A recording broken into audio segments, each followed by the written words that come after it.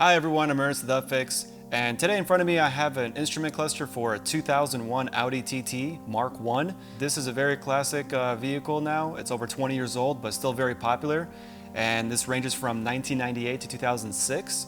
The primary issue with this instrument cluster is the center LCD display failure.